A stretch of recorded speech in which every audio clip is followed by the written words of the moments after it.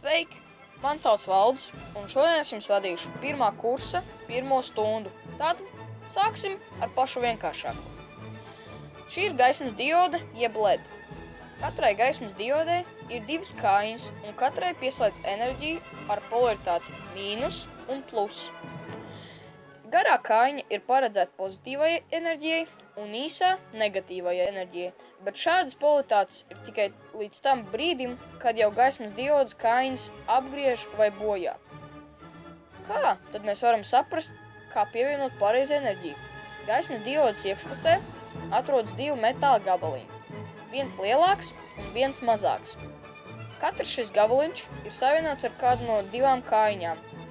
No lielā gabaliņa iziet kājiņa, kurai jāpieslēdz negatīvā enerģija, un no mazā gabaliņa iziet kājiņa, pie kuras jāpieslēdz pozitīvā enerģija.